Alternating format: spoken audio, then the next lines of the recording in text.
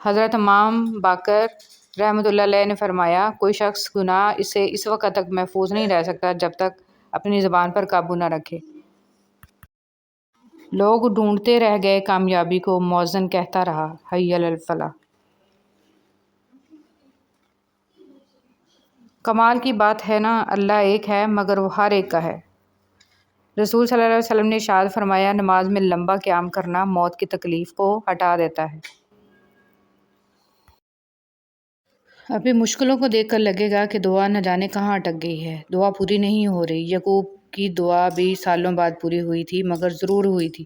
ایسا نہیں تھا کہ اللہ نے ان کی دعا نہ سنی ہو یا سنی انسنی کر دی ہو۔ اللہ نے سب سنا تھا، مگر جواب دینے کے لیے یعقوب علیہ السلام کا صبر دیکھا تھا۔ تمہاری دعا ابھی ناممکن لگے گی، مگر بعد میں معجزوں کو دیکھ کر لگے گا کہ وہ تو کہنے سے پہلے ہی سن لی گئی تھی۔ لوگ اپنا اعتبار ایسے دلاتے ہیں جیسے قیامت آ جائے تب بھی نہیں بدل سکتے، اور کچھ ہی عرصے بعد جب بدل جاتے ہیں مجال ہے شرمندہ ہی ہو جائیں۔ زندگی میں دکھ جس شدت کا بھی ہو، اللہ نے آپ کو آپ کے حصے کا سکھ بھی ضرور دینا ہے۔ آپ کا حساب کتاب شاید غلط ہو جائے، لیکن اس کے پاس سارا حساب کتاب بالکل اپنی اصل حالت میں موجود ہے۔ وہ اگر دکھ سے گزار رہا ہے تو سکھ بھی اس کے در سے ہی ملے گا۔ زرد پتے جہاں سے اترتے ہیں، سبز پتے۔ اگر تمہارا نماز کو دل نہیں کرتا مگر پھر بھی تم نماز ادا کرتے ہو تو فخر کرو خود پر کہ تم نماز اپنے دل کے لیے نہیں بلکہ اللہ تعالیٰ کے لیے ادا کرتے ہو۔ سو تم نماز قائم کرو، یہی نماز تمہیں سکون دے گی، آنکھوں کو چین دے گی، چہرے کو نور دے گی اور دل کو راحت دے گی، اور ہو سکتا ہے تم اللہ تعالیٰ کو اتنے پسند آ جاؤ اور اس کے فضل سے جنت الفردوس میں اعلیٰ مقام پا لو۔ سو تم نماز قائم کرو۔ ہر دفعہ آپ کو اپنا غم بانٹنے کے لیے کاندھا میسر نہیں ہوتا، لیکن سجدہ کرنے کے لیے زمین ہر وقت میسر ہے، اور آپ اپنا دکھ اپنے رب کریم سے ہر وقت بانٹ سکتے ہیں۔ یہ سہارا سب سہاروں سے بڑا ہے۔ قرآن اللہ کا کلام ہے، یہ آسمانی مرہم ہے، یہ اللہ کی طرف سے شفا ہے مومنوں کے لیے۔ اگر اس کو ہم تھام لیں گے تو اللہ ہمیں تھام لے گا۔ کی طرح ہوتے ہیں، اگر توجہ نہ دی جائے تو مرجھا جاتے ہیں۔ برداشت کی صلاحیت خوش نصیبوں کو ہی ملتی ہے۔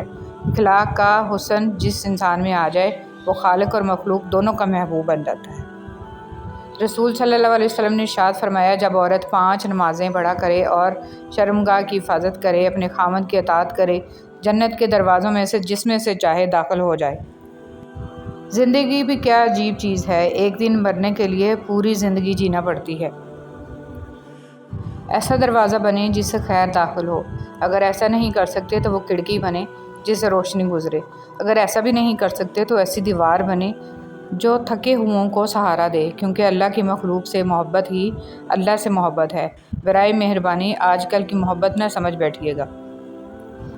کسی سے بدلہ لینے کا مزہ 2-4 دن رہے گا، لیکن کسی کو معاف کرنے کا مزہ ساری زندگی رہے گا۔ میں کہتی ہوں کہ انسان اتنے گناہ کرے جتنا اس میں سزا سہنے کی ہمت ہو۔ رب کی قسم، رب کی پکڑ بہت سخت ہے، لیکن جو لوگ استغفار کثرت سے پڑھتے رہے، اللہ تعالیٰ ایسے لوگوں پر رحم فرماتا ہے، اور جو لوگ گناہ کر کے اس کا ازالہ کرنے کے لیے بھلائی، خیرات اور صدقات کثرت سے دیں تو رب صبر والے۔ جہاں اتنا صبر کیا وہاں تھوڑا اور سہی، کیونکہ سورہ یوسف مثال ہے کہ صبر کرنے والے ہمیشہ خوبصورت اختتام پائیں گے۔ جب رب کے فیصلے سمجھ آنا شروع ہو جائیں تو دل ضد کرنا چھوڑ دیتا ہے۔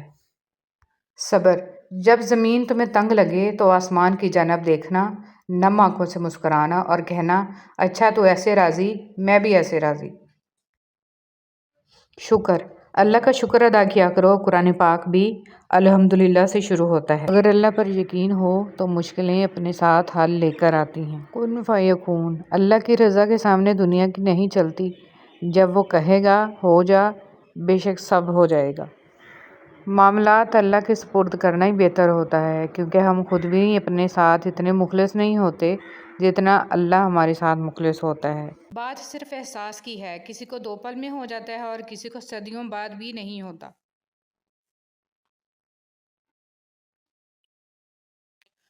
رب کی تقسیم سے انکار کرنا حسد ہے، بھلا اس سے بہتر کون جانتا ہے کہ ہم کس چیز کے کتنے مستحق ہیں۔ بار بار ہاتھ تو دھو رہے ہو، کبھی دل بھی دھو لیا کرو، نفرتیں بھی تو بیماری کی طرح پھیل رہی ہیں۔ بے شک نصیب کیسا بھی ہو، نماز اور قرآن سے مدد لے کر اللہ سے جو مانگو ضرور ملتا ہے۔ عبادت کے لیے فرصت کی نہیں توفیق کی ضرورت ہوتی ہے۔ حضرت انس رضی اللہ تعالیٰ عنہ فرماتے ہیں، حضور صلی اللہ علیہ وسلم کا رنگ سفید روشن تھا تو سینہ مبارک کی بوند حضور صلی اللہ علیہ وسلم کے چہرہ مبارک پر نظر آتی جیسے موتی۔ حضرت عبداللہ بن عمر رضی اللہ تعالیٰ عنہما بیان کرتے ہیں کہ رسول صلی اللہ علیہ وسلم نے میرے کندھے کو پکڑ کر فرمایا، دنیا میں ایسے رہو جیسے کوئی اجنبی ہو یا راہ چلتا۔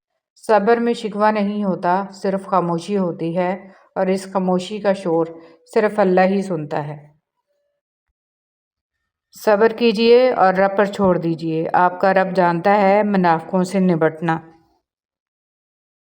صبر اور توکل۔ صبر نے حضرت یوسف علیہ السلام کو عزیز مصر بنایا، جبکہ توکل نے حضرت موسیٰ کو دریا پار کروایا۔ مصلحتیں سمجھنے والوں کے دل کبھی ضدی نہیں ہوا کرتے۔ دھوکہ کھانے کے بعد تقریباً ہر انسان پہ ایک وقت ایسا ضرور آتا ہے جب اس میں بلا وجہ کی دوستیاں، زبردستی کے تعلقات اور غیر ضروری گفتگو کرنے کی چاہ ختم ہو جاتی ہے۔ جب رب کے فیصلے سمجھ آنا شروع ہو جائیں تو دل ضد کرنا چھوڑ دیتا ہے۔ صبر۔ جب زمین تمہیں تنگ لگے تو آسمان کی جانب دیکھنا، نم آنکھوں سے مسکرانا اور کہنا، اچھا تو ایسے راضی، میں بھی ایسے راضی۔ شکر۔ اللہ کا شکر ادا کیا کرو۔ قرآن پاک بھی الحمدللہ سے شروع ہوتا ہے۔ اللہ پر یقین۔ اللہ بہتر کرے گا، لیکن اللہ نے بہتر نہ کیا تو یقین رکھو وہ بہترین کرے گا۔